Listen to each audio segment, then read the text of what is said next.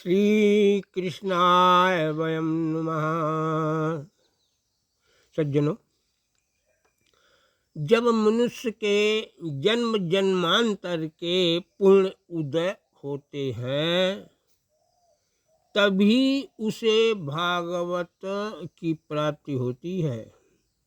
जन्मांतरे भवेत पुण्यम तदा भागवतम लभेत। श्रीमद् भागवत के श्रोता को सर्वप्रथम 3 कथाओं को जानना चाहिए। पहला है श्रीमद् भागवत की रचना कैसे हुई। दूसरी बात है श्री सुखदेव जी जिन्होंने श्रीमद् भागवत सुनाया है उनके बारे में। और तीसरी बात है जिन्होंने श्रीमद् भागवत सुना है महाराज परीक्षित। आज मैं श्रीमद् भागवत रचना विषयक कथा कहने जा रहा हूँ। हम सब श्रीमद् भागवत रूप अमृत का पान करेंगे। श्रीमद् भागवत साक्षात भगवान का स्वरूप है। भगवान के मधुरतम प्रेम रस का छलकता हुआ सागर है।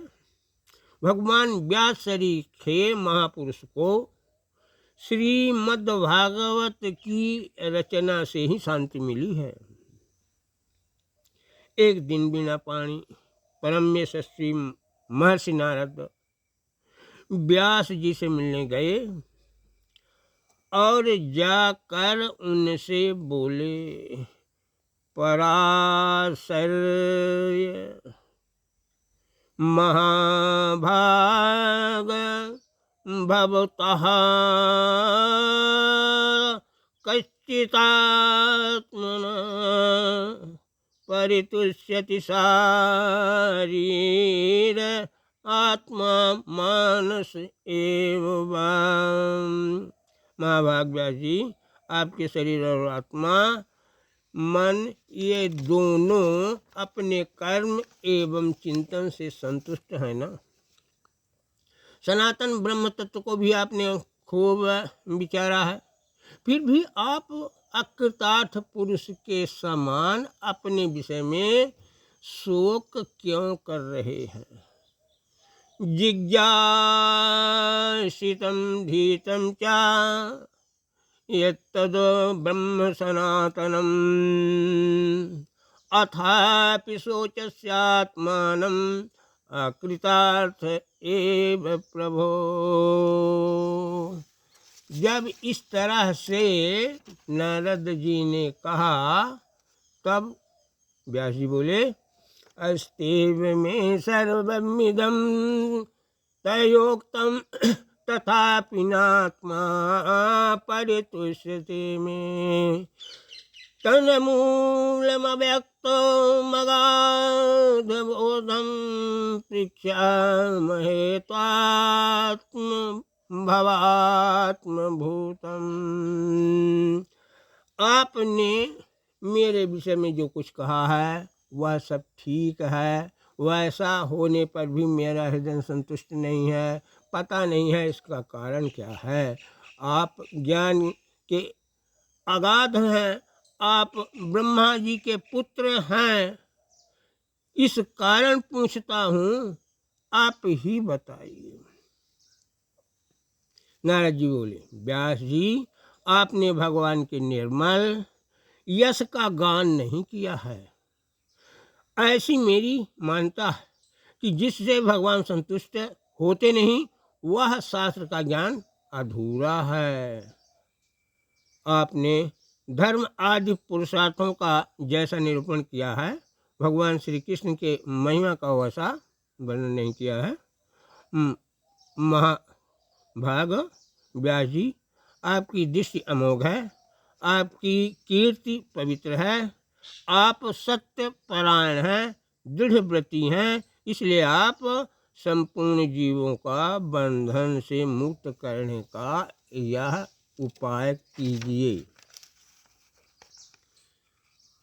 मैं आपको चतुश्लोकीय भागवत जो विष्णु भगवान से मेरे पिता ब्रह्मा को मिली है, उन्होंने मुझे दिया है, वह आपको देता हूँ और उसी से आप विस्तृत रूप से श्रीमद् भागवत का रचना करें।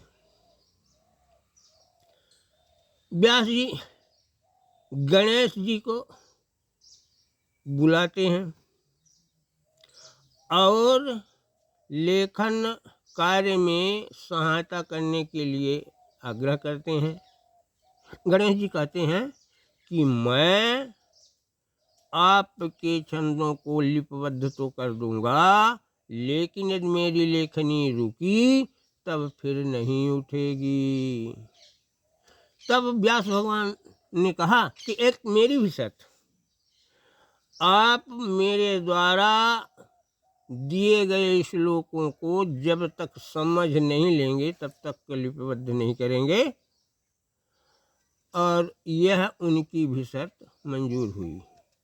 इसीलिए व्यास जी ने बीच बीच में कठिन श्लोकों का सृजन किया है, जिससे हमें कुछ समय मिल जाए।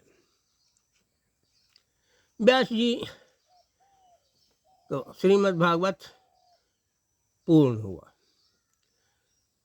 ग्रंथ बन गया, परंतु इसका प्रचार कैसे हो इस पर विचार करते हैं। संसार के साथ प्रेम करने वाला भागवत शास्त्र का प्रचार नहीं कर सकता है। जन्म से जिसे माया से संसर्ग नहीं हुआ है वह इस ग्रंथ को प्रचारित कर सकता है। अरे मेरा पुत्र भी तो इसी कोटि में आता है, पर जो पैदा लेते ही संन्यास के लिए भाग चला, पुत्रेत मैं कहता पीछे पीछे दौड़ता रहा, लेकिन एक नहीं सुनी, वो कहाँ आएगा। जब कोई समस्या आती है तो उसका निदान भी आता है। एक दिन महाराज के शिष्यों ने कहा कि महाराज जी, मैं जंगल में जब जाता हूँ तो हिंसक जानवरों से डर लगता है, हम अपनी पूजा की सामग्री इकट्ठा नहीं कर पाते हैं। तब व्यास जी ने उन्हें एक श्लोक लिखाया, याद कराया, कहा कि जंगल में जाओ, यही श्लोक पढ़ो। बरहा पीडम नटवर बपुः कर्णयोः कर्णिकारं बिभ्रद्वा सह कनक कपिशः वैजयन्तीं च मालां रन्ध्रान् वेणोरधर सुधया पूरयन् गोपवृन्दैः वृन्दारण्यं स्वपद रमणं प्राविशत गीत कीर्ति है। यह श्लोक लिखाकर अपने शिष्यों को जंगल भेजे। जंगल में जाकर शिष्य इसी श्लोक को पढ़ते हैं तो देखते हैं कि सिंह उनके सामने आने वाला था ही, श्लोक सुनते ही दूसरी रास्ता ले लिया। सर्प दिखा एक, वो भी रास्ता से अलग हट गया। जब वो शिष्य महाराज जी के पास आए, महाराज जी को तो अपने कमाल की बात सोचनी थी कि क्या कहते हैं, तो बताया कि आपके इस श्लोक को सुनते ही वे अपना धर्म छोड़ दिए और इसी में लीन हो गए, हमें रास्ता दे दिए। तब व्यास जी के मन में आया, जब हिंसक पशुओं के हृदय को यह श्लोक परिवर्तित कर सकता है तो सुखदेव जी के भी मन को यह विचलित जरूर करेगा।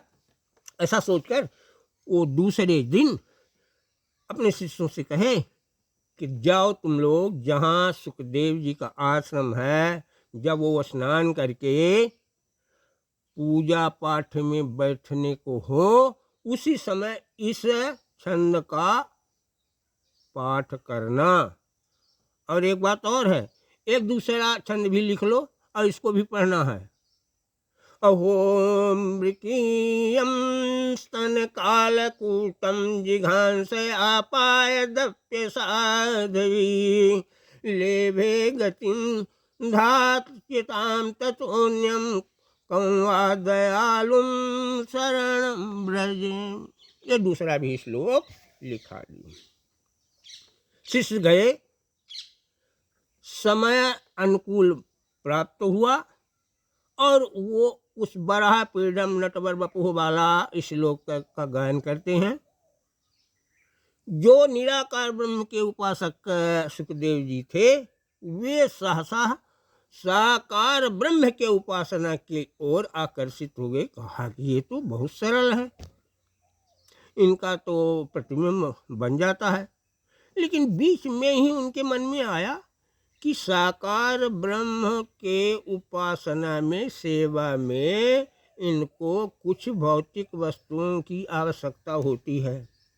अरे हम पीताम्बर कहाँ पाएंगे, हम मुकुट कहाँ पाएंगे, हम माखन भोग लगाने के लिए कहाँ पाएंगे, ठीक है नहीं।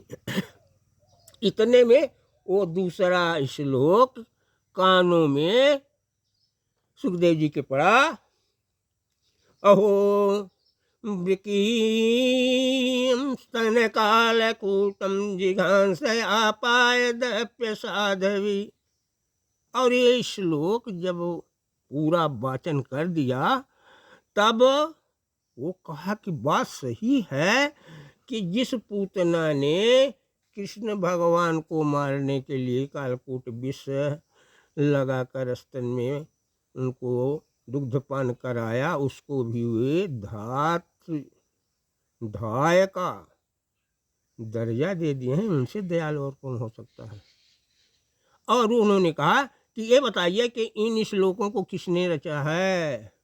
तब शिष्यों ने कहा हमारे गुरुदेव भगवान वासुदेव जी। यही नहीं 18,000 श्लोक लिखे हैं श्रीमद् भागवत पुराण। अरे वो तो मेरे पिताजी हैं, उनका दर्शन करूंगा और मैं भी श्रीमद् भागवत सुनूंगा।